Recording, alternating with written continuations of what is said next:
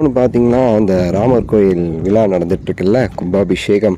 அதில பார்த்தீங்கன்னா, ரஜினிகாந்த் அவர்கள பார்த்த உடனே நம்ம பிரதமர் நரேந்திர மோடி அவர்கள் செய்த அந்த செயலுங்கிறது மிகப்பெரிய அளவுல வந்து பேசப்பட்டுட்டுருக்கு. பெரிய பேச்சு பொருளா இருக்குன்னு சொல்லலாம். நீங்களே பார்த்துருப்பீங்க. ஸோ, ஆக்சுவலா உங்களுக்கு தெரியுங்க, இந்த ராமர் கோயிலுக்காக ரஜினிகாந்த் அவர்கள் வந்து அயோத்தி போயிருக்காரு. எல்லாருமே இன்னைக்கு அதுதான் ஃபுல் அண்ட் ஃபுல்லா நியூஸ் டாபிக் எல்லாமே டாக் ஆஃப் த டவுனே அந்த ராமர் கோயில் விஷயமா தான் இருந்துட்டுருக்குன்னு வைங்களேன். ரஜினிகாந்த் அவர்களுக்கு சிறப்பு அழைப்பிதழ் ஆக்சுவலாக சும்மா போகல, எல்லாரும் போகிறாங்கன்னு சொல்லிட்டு ரஜினிகாந்த் அவர்களுக்கு வந்து சிறப்பு அழைப்பிதழ் கொடுத்து வந்தே ஆகணும், கண்டிப்பாக வரணும் அப்படிங்கிற மாதிரி வந்து ரஜினி சாருக்கு வந்து அழைப்பிதழ் வந்து தான் அவர் வந்து போனார் ஆக்சுவலாக.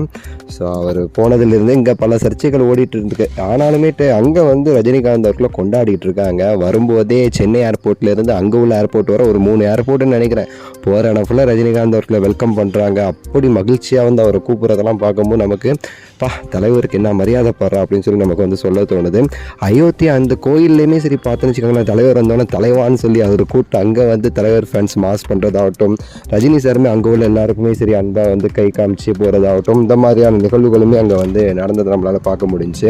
முக்கியமாக இன்றைக்கி இந்த விழாலாம் முடிஞ்ச பிறகு பார்த்திங்கன்னா, நம்ம மோடி அவர்கள் அங்கே உள்ள மக்கள் எல்லாருக்குமே சரி சாமி கும்பிட்டுக்கிட்டே எல்லாருக்கும் நன்றி சொல்லிட்டு இருக்கும்போது ரஜினிகாந்த் அவர்களையும் நோக்கி வராரு. அப்போ ரஜினிகாந்த் அவர்களை பார்த்தவொடனே வணக்கம் சொல்கிறது மட்டும் இல்லாமல் நல்லா இருக்கீங்களா அப்படிங்கிற மாதிரி வந்து கையை விரித்து வந்து ரஜினிகாந்த் அவர்களை கேட்குறது இருக்குது பார்த்தீங்களா. நிறைய நேரத்தில் ரஜினி சார் சொல்லியிருக்காரு, நரேந்திர மோடி அவர்கள் வந்து என்னுடைய நெருங்கி நண்பராக பழகிட்டு இருக்காரு ரொம்ப நாளாக, அவரும் நானும் அடிக்கடி ஃபோனில் பேசுகிறது வழக்கம், அப்படி ஒரு நட்பு எங்கள் 2 பேருக்கு இடையில இருக்குன்னு சொல்லிட்டு தலைவர் வந்து பல நேரங்களில் சொல்லியிருக்காருல, அதை நம்மளால் வந்து பார்க்க முடிஞ்சிச்சு.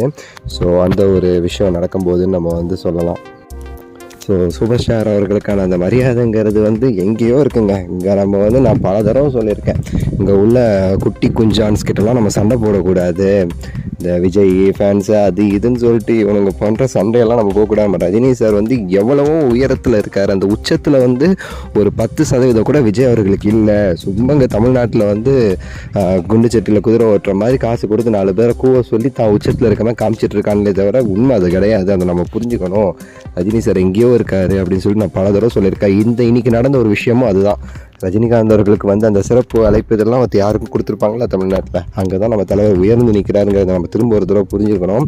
ஸோ உங்கள் கருத்தை சொல்லுங்கள், இந்த விஷயம் குறித்து லைக் பண்ணுங்கள், ஷேர் பண்ணுங்கள், சப்ஸ்கிரைப் பண்ணுங்கள். அடுத்த வீடியோவில் சந்திக்கின்றேன். நன்றி, வணக்கம், மகிழ்ச்சி.